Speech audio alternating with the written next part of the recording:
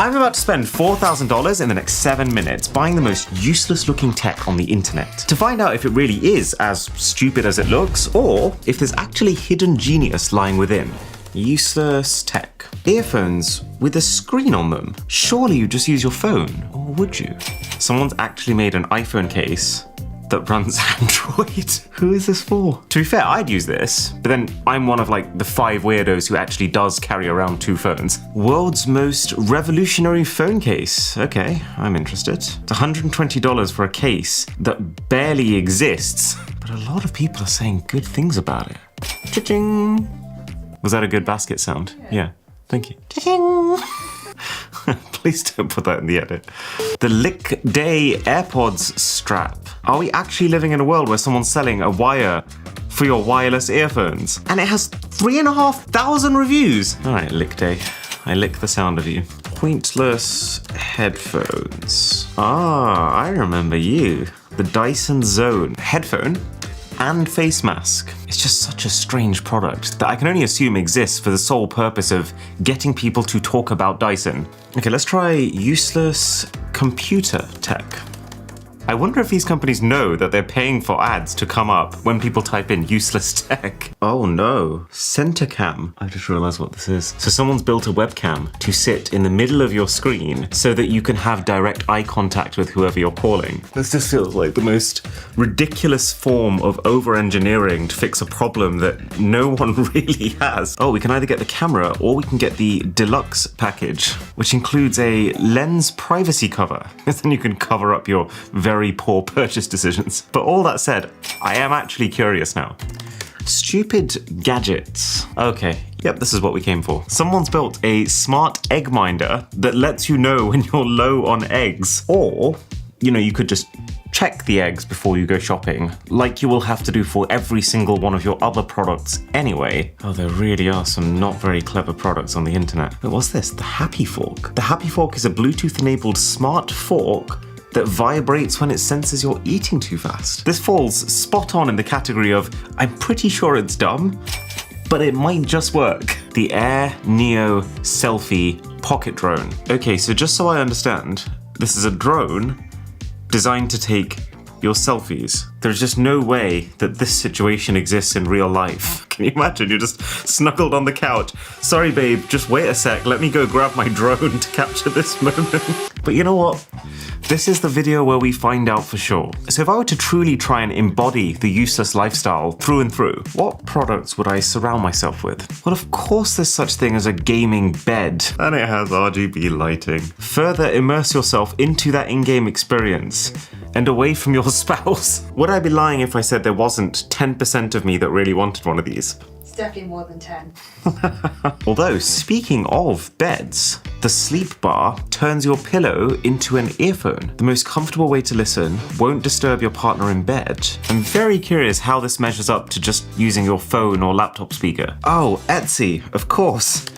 Useless tech. Whoa! Someone's taken apart a hard drive and turned it into a clock. The iVac Home. So this is apparently the most convenient way to clean. It's a stationary vacuum cleaner. It says no more bending over with a dustpan. But then, what about a normal vacuum cleaner? It's got a weird alien drop pod sci-fi kind of vibe to it though, which I kind of dig. Oh, we also need some useless clothing. Someone's designed a jacket with an air conditioning unit inside. I'm just racking my brain trying to imagine the situation of, oh, I'm really hot right now. Let me put on my jacket.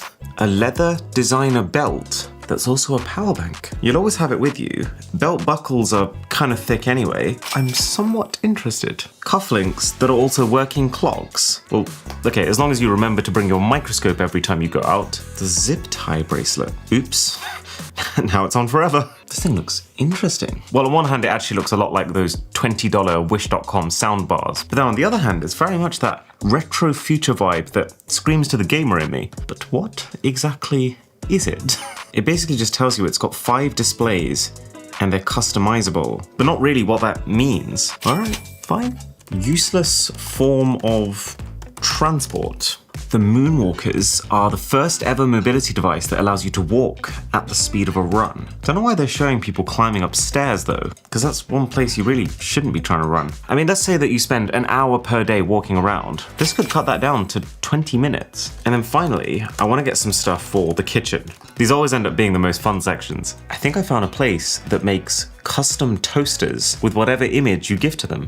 Okay, so you upload an image and then it's $150 for one toaster, or $700 for 10 toasters if you want to feed your entire town your face. Oh, actually, why don't we just look on TikTok? Huh. POV, you bring the cocktail lounge home with you. So you put your cocktail capsule of choice in, and then it turns that into that cocktail designed with your strength preferences in mind. Oh wow, and it's super well reviewed. 5,163 ratings. So let's investigate. Aye. Someone's made a smart faucet.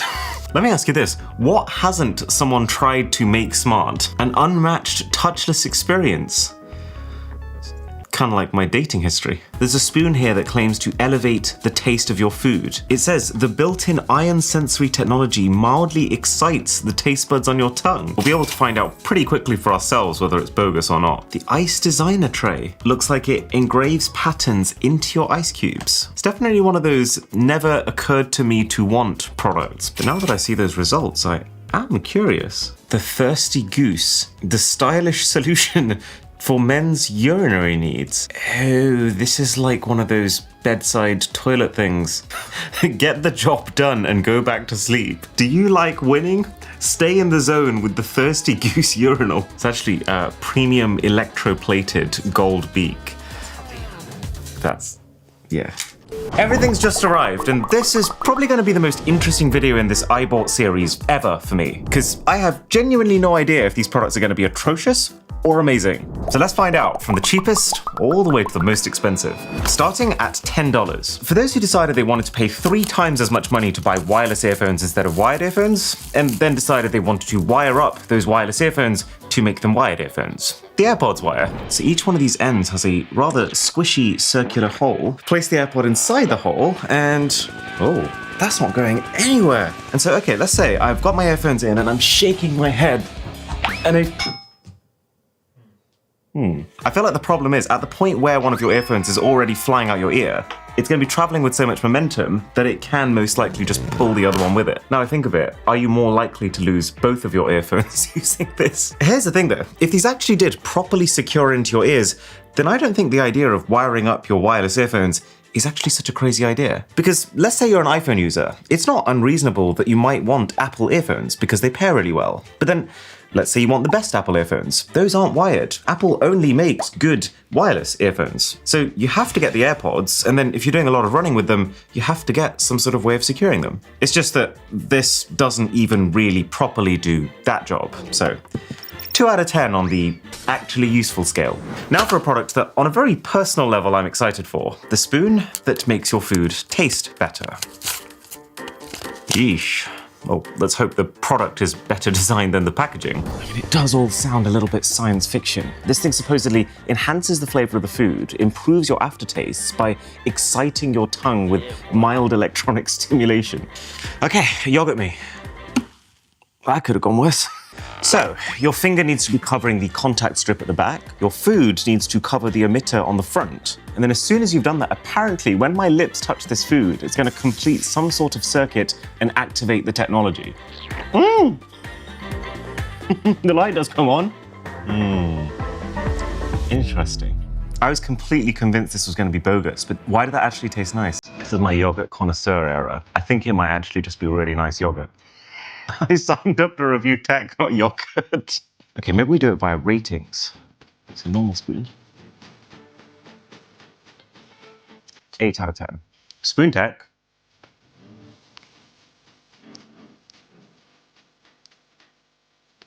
8 out of 10.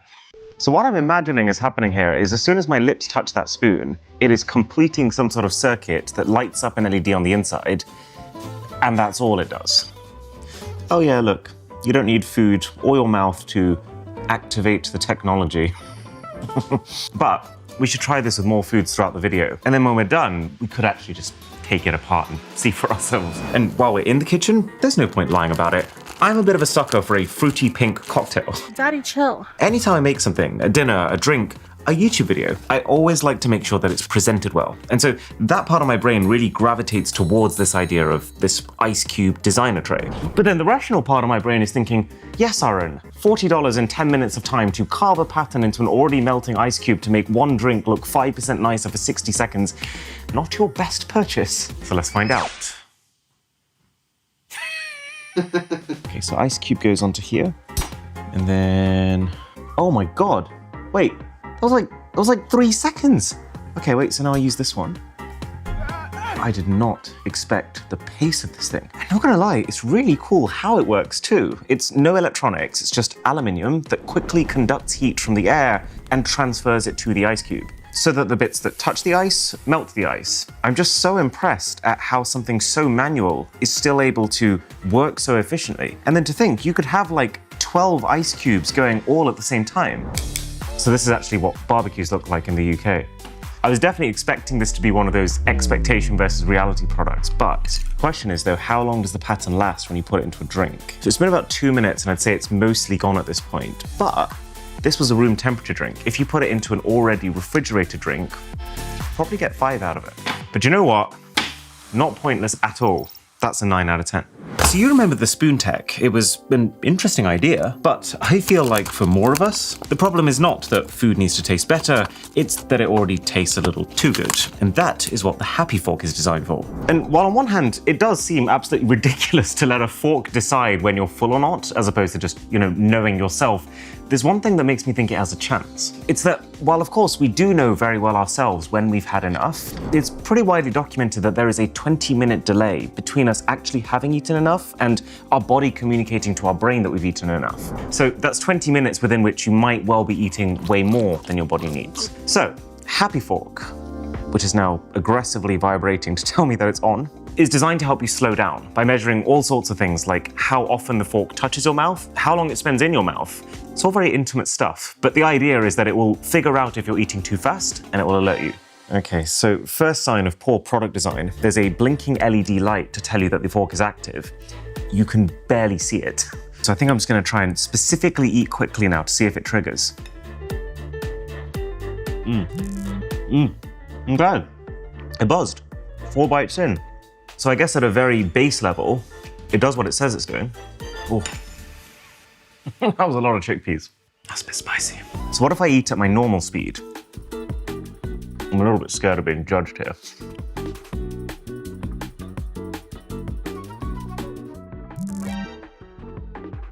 Second bite. I feel like I need to evaluate my entire life. So what I'm curious about is, what metrics is this using to decide what counts as a mouthful of food? And can you trick it? So what if I just go empty? Okay, second bite, it buzzes. What if I don't even touch my mouth?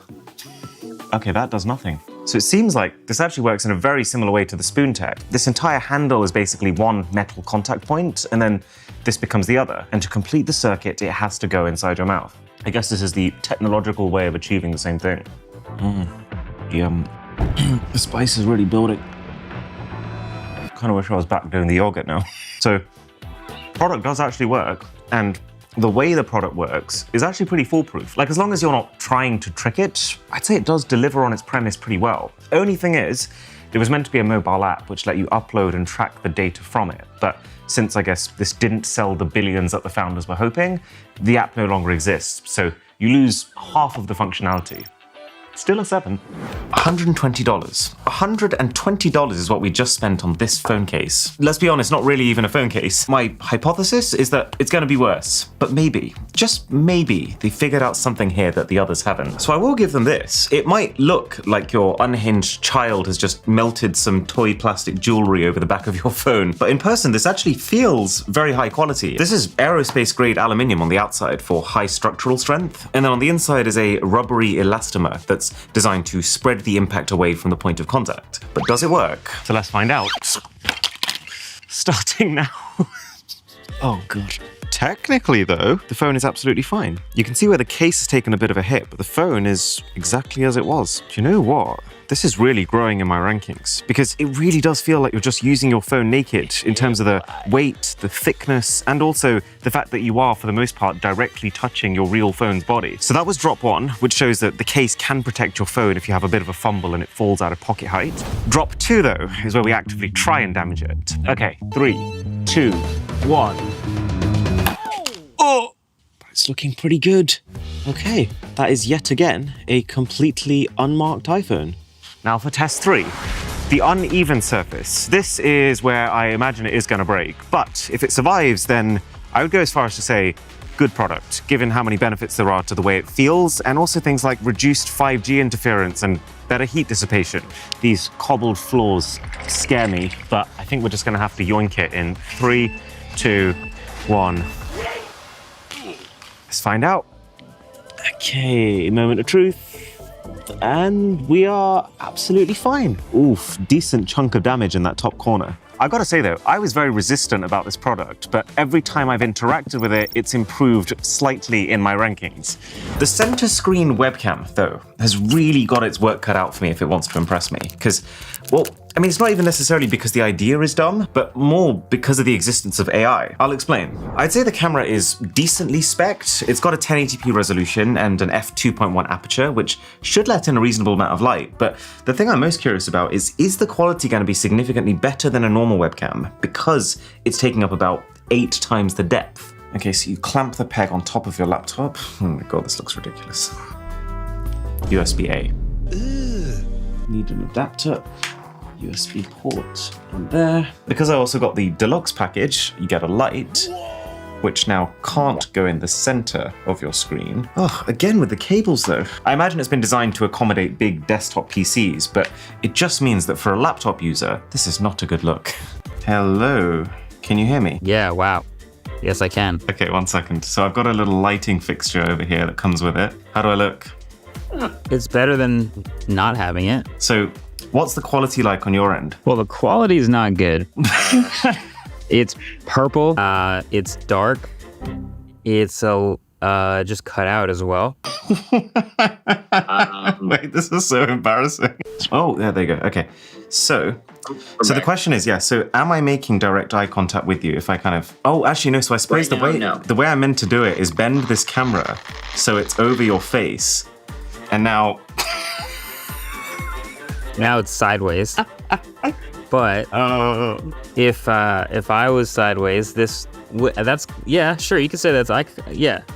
So actually, yeah, the only way to get eye contact with this call is to cover the person you're calling. So you're probably not seeing part of my face, but at least it looks to me like you're looking at me. Yeah, so I'm trying to think, who is this product for? It's like it's for someone who absolutely obsesses over making eye contact with someone else who's already not making eye contact with you. Have you seen Microsoft's fake eye contact? Yes, yeah, and NVIDIA's done it too. And that's kind of what's on my mind. Like when something like that exists, and then you look at the hardware equivalent way of achieving it, it doesn't really make any sense.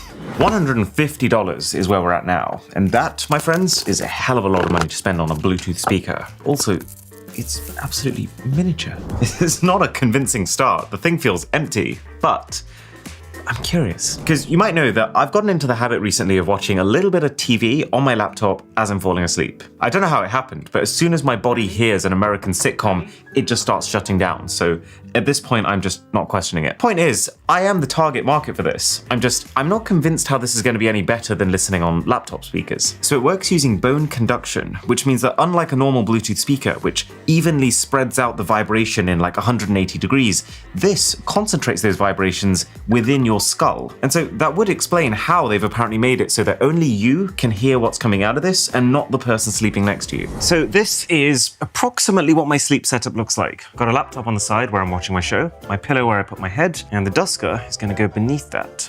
Right, let's take this thing for a spin. I don't actually fall asleep to my own videos. This is for copyright purposes. Oh, interesting. So when you play the speaker and you're just holding it out like this, it sounds bad. It sounds extremely tinny. But putting it under here shows that it has been thoroughly optimized for this under pillow environment, it sounds completely different.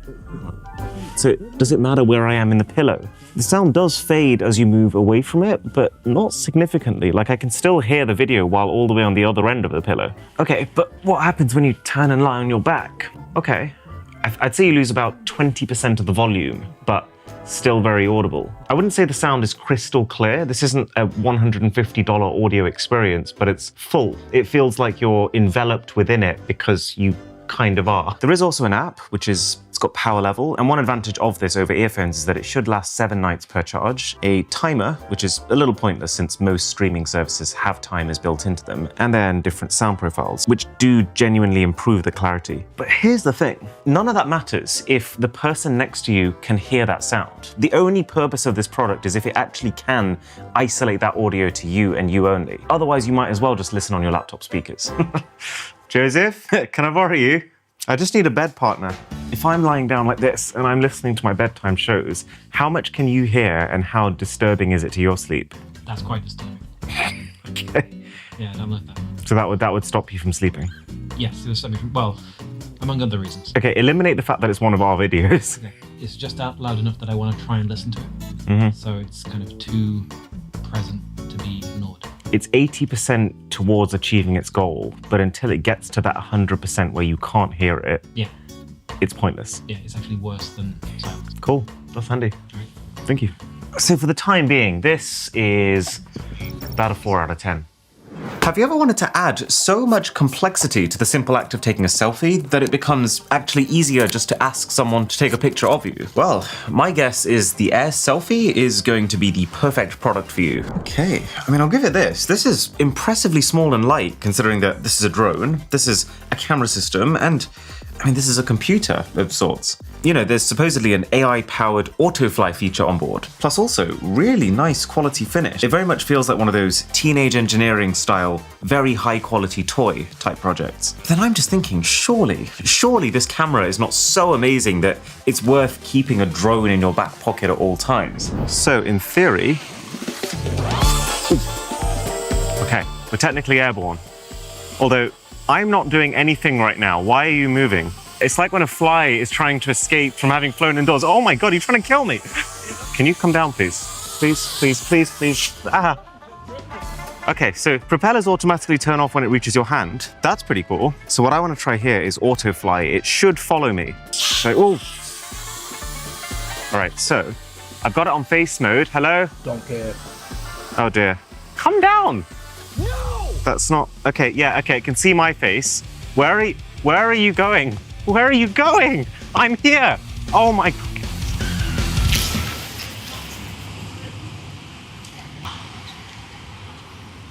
There's a lot of people around here that are wondering what just happened.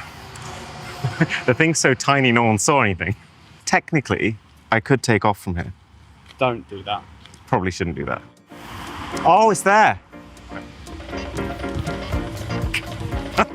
As you can see though, the quality is absolutely atrocious. I'm in almost broad daylight and I look like a shadow. Right, let's see if I can get this face tracking to work. Okay, it's technically locked onto my face.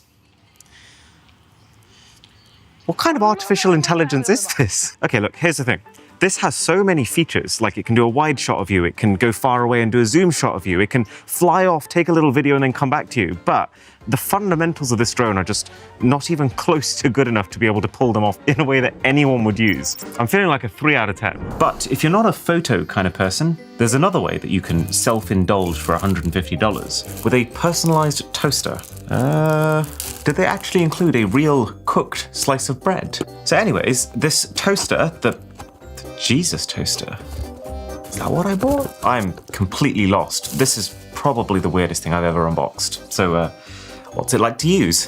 Now, I gotta say, for $150, you expect a pretty good slice of bread coming out of it. But this does look an awful lot like a generic toaster with some little metal plates added inside of it. Oh, crikey, that's me.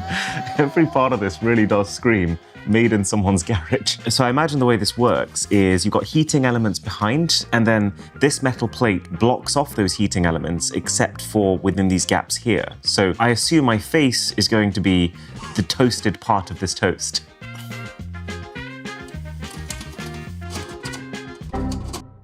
So bad. It's hard to get ready. You say bready? All right, let's just cut to the chase. How am I going to taste? While we let that do its thing, check this out.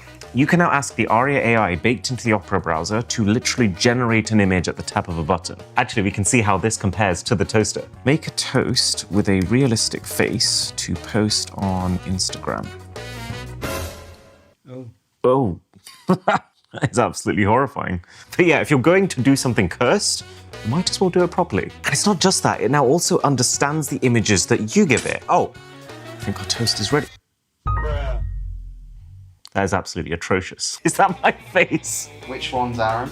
This is definitely properly toasted. I mean, look at the back of it. It's just, this whole metal plate mechanism is, well, it's not good. So let's say I want to confirm whether or not this is in fact a face on my toast. Let's ask, is this a face on my toast? The first image is clearly a photoshopped image of a face on toast. The second image shows a piece of toast with some burn marks that vaguely resemble a face, but it's not a clear or intentional image. But also, this is the only browser where literally every single thing is one click away. If someone's airing you, WhatsApp's right here. Do you want to listen to music while working? The music player is down here. I don't even want to spoil the rest. Just give it a go using my link in the description. I guess this is my plate. Bruh. Crispy. 2 out of 10 product. At max. A stationary vacuum cleaner. Because if only there was some way to bring a vacuum cleaner straight to the mess you wanted to clean. Maybe by 2100 we'll have figured that one out. I'm actually puzzled right now with how many fingerprints are on this thing. I mean, the thing is brand new, and it's meant to be a cleaning product. But seriously, I am bemused. This is called the iVac Home, but what is the actual benefit of it in the home? So these right here are infrared sensors. They detect when rubbish gets within range of the vacuum. And then that turns on the motor on the inside, which according to these guys removes, no joke, 100% of dust, hair, and debris. So that's gonna have to be a very powerful motor. So I have prepared a little cocktail to test this thing of trash. Yes, cooking is my passion. Don't ask where it came from. But it's all to answer one simple question. How close does trash have to get to this vacuum for it to detect it and suck it up? Right, nothing at 50 centimeters. Nothing at 40. Nothing at 30. 20. 10.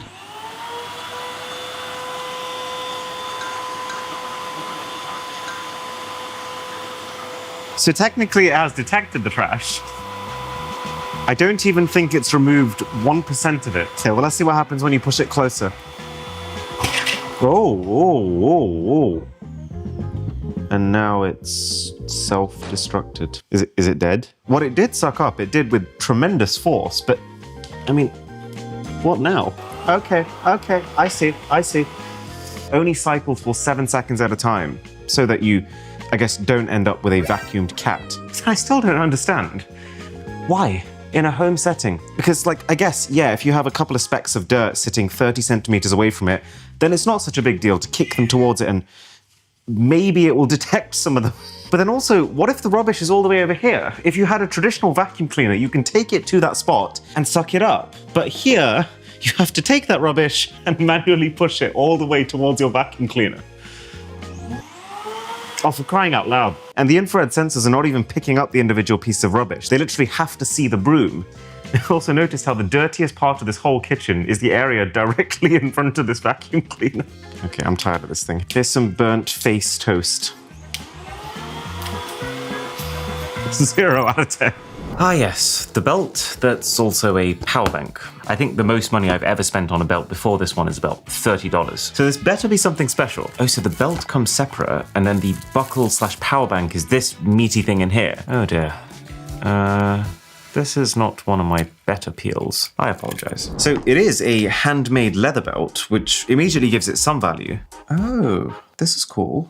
So it looks like they've designed their own custom one-size-fits-all solution. So they've hot printed a whole load of these different ratchets directly onto the leather. And then this buckle allows you to just stop at any point on any of them to confirm your size. As someone whose belt size seems to consistently fall somewhere in between 2 of the buckle holes, this is how you do it for me. Right, let's put it on, and I think it's time to find out how much can this actually charge your phone. Drish, can I borrow your phone, please? This is actually where it comes in handy. Drisha likes to keep her battery on the very, very edge, so it's on 15% right now. Now the cable for this thing, they package it like it's a forensic specimen. I can kind of see why, because, like, have they not heard of USB-C to C? I've just realized one of these is a flat cable, the other one is a circular cable. The attention to detail. Mwah. Right, well. Just plugging in my belt. Right, let's see what it can do. Okay, it doesn't seem to work on any modern iPhone, which is just bizarre. So I'm going to try it on a Google Pixel 8.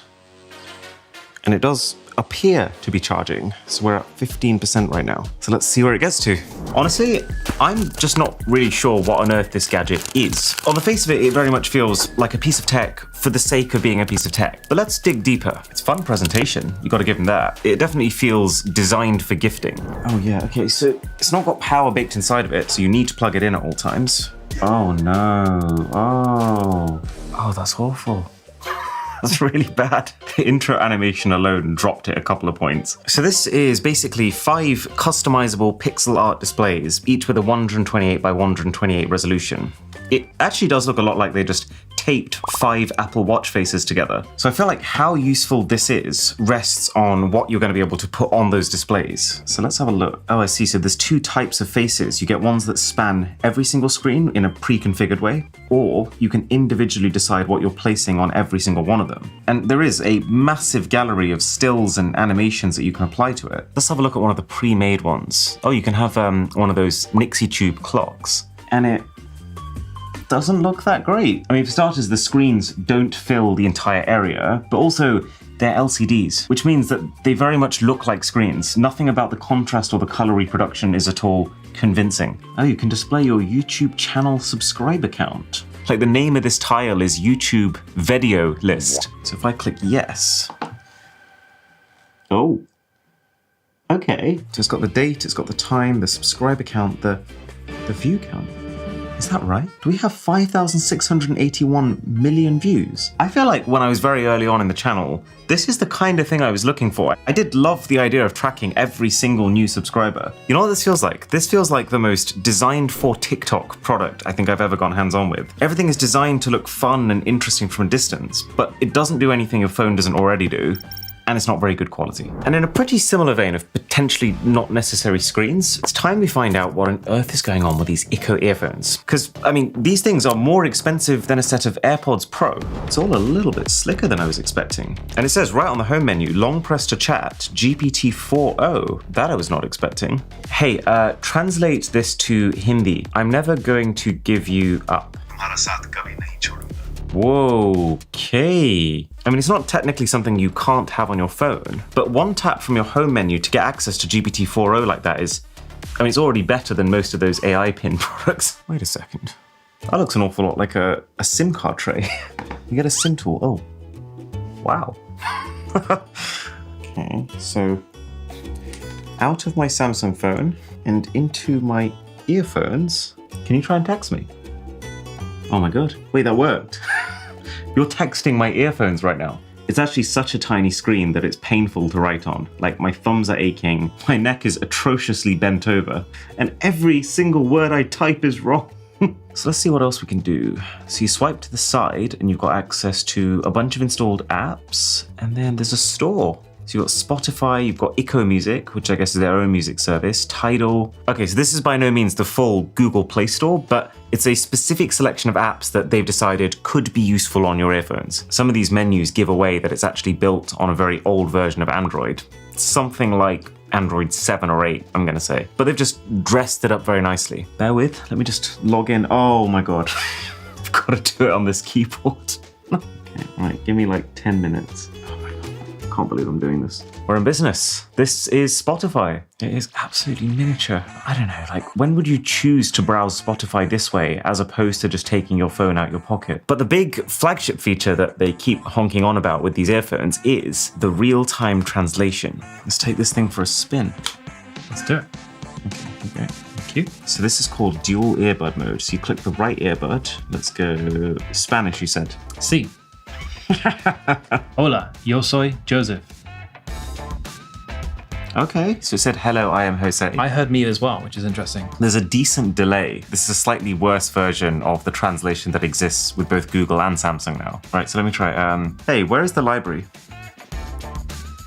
Okay, so it works from the earphones. Yeah. It's pretty good. So what did you hear? I heard, oye, donde está la biblioteca, which is, I think, correct. The quality just isn't there for what is supposed to be more expensive than It's not there. But the systems are kind of in place. Like, it's cool that the transcript is available on there. It's cool that you can activate via the stems of the earphones. But the quality and the latency needs work. Yeah. I like that they're different colors. That's nice. It's like very clean UI if you were able to fit all of the text on there. It's weird that it's cutting off its own text when it knew the size of its own screen. Yeah. Actually, we should probably just listen to how they sound as earphones. Okay, Spotify. Well, they definitely sound better than they feel. The moment you take them out, you think, what is this cheap plasticky thing? Okay, I mean, I just feel like this is yet another textbook example of one tech product trying to do two very separate things and doing neither as well as having two separate tech products. And to be honest, even if you had just $350 to spend and you needed to buy both a phone and a pair of earphones, I would probably still recommend you buy a separate phone and pair of earphones. It's just, you do not want to use this screen for your main smartphone. At $350 then, the second most expensive product in this video, this is the Bartesian. And I guess you could say it's kind of like the coffee maker of cocktails. And man, is this an unexpectedly weighty bit of kit. My first thought is, actually like quite a few of the products in this video, this feels surprisingly high quality. I've tested a lot of viral TikTok gadgets in my time, and usually the whole appeal is this does something cool and this doesn't cost a lot of money. And so when you actually get them in your hand, you're like, oh, this is made of very cheap plastic. But not actually the case here. All these canisters are proper glass. Got a proper heavy-duty rubber mat as well underneath. So let's break down the value proposition here. The way they try and sell this thing is, if you live in a big city and you go out and you get a cocktail, you're probably going to pay about $15 for that drink. Using one of these Bartesian capsules, and it's apparently $2.25 per drink. Okay, so capsule goes in like so. And actually, I've just realized there is a barcode reader up there, which is presumably scanning the barcode on the capsule to identify what drink you're trying to make. Although then that does mean this is only going to work with Bartesian branded capsules. Right, it says place a highball glass with ice under the dispenser. Oh, well, I know just the way to get some ice in here. Let's go honeycomb. I think I'm going to use this tray every single time I make a cocktail from now on. Okay, bigger cup. That's how it's done. Then you get to select your spirit strength, so we'll go light, and then you click mix. And then the idea is that it draws the spirit it needs to use to make that drink from one of these canisters in the sides. Wow, that was fast. That was really fast. So is that just done? Oh. That needs a mix. Maybe while we're at it, this might improve the flavor. It really did just need a mix. Good soup. So on one hand, I get it. This makes sense to me. I understand why it's popular. It's cool, it's a centerpiece, and it makes drinks really quickly. But then if you properly think about it, what is it actually doing? It's not cooling the drinks down, you need an ice cube. It's not carbonating the drinks, everything that comes out of it is still. It's barely even mixing them, you need a spoon for that. The only thing that it is doing is making sure that your drink has the correct amount of spirit and it's not too strong. But then, I just feel like so could a shot glass. So fancy, fun, pretty pointless, 4 out of 10. Oh, actually, as promised, before we continue, let's see what's inside this spoon. Start by peeling off the rubber at the back. I'm very curious. Any predictions what tech is hiding underneath? Oh, I see a battery. Ah, A few moments later. Much time and 2 finger slices later, we're inside. And so we have a battery. This metal contact point is literally nothing more than a metal contact point. But if you follow the lead from that battery, it goes all the way into an LED light over here, and nothing else. So, the spoon tech is not just a spoon, it's a spoon and a light. Time for the most expensive product of them all, the $1,400 devices that claim to have reinvented walking. It's an extremely heavy box, so we take this layer off and then, nice, it's a cool bag. It does not smell good though. That is straight off the lines. And then the moonwalkers below that. So I know what you're thinking. Shoes with wheels at the bottom designed to make you faster. Skates. They're called skates. But actually that's specifically what the brand is trying to get away from, because apparently you genuinely do just walk. This isn't like skating because you're not needing to learn a new skill. I won't lie to you, now that I've got these things here in person, the efficiency part of my brain is actually very much excited to see how much time I could potentially save and how fun this could be. As far as putting them on, kind of intuitive, but a little bit of a faff. You have these magnetic tags that latch on, and then you tighten using the Velcro. And then you basically just hold the power button on the back of each shoe. I absolutely love the fact that there's no phone app. It's actually really refreshing for everything you need to just be on the products themselves. So now both lights are green, which shows me they're active. Okay, right, and now, in theory, I just walk. This is my first time ever actually doing this. Are these skates, or is this walking reinvented? Okay, all right. Oh my God. Oh, I am moving. Oh no, car. Oh, it's a really interesting feeling. It feels like the gravitational pull beneath my feet has just increased tenfold. It's weird, I can definitely feel the power beneath my feet. Oh, I'm starting to get it, okay. So you have to put a little bit more pressure down. You almost have to be, it's kind of like riding a bike. The more confidence with which you do it, the better you're going to be at it. Oh my goodness, conquering the uphill terrain. It feels secure and powerful.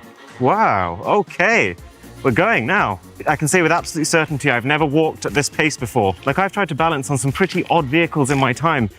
This doesn't feel like one of them. Honestly, I'm pretty impressed. If the reason that you're walking places is to burn more calories, then going faster using a device like this makes zero sense. But if you're walking a lot of places because you have to walk a lot of places, then by all means, this is a faster, cooler way of doing that. Not pointless at all, really. 8 out of 10. Oh, and actually, while we're at it, the belt. So the phone is on. It's on 12%. It's been charging this entire time. It shows it's been charging this entire time, but it's going down in battery. Have I ever used a charger that's not even able to keep battery constant? I mean, it serves the function of being a belt, but you know, this isn't a belt review channel. So as far as the tech is concerned, 1 out of 10.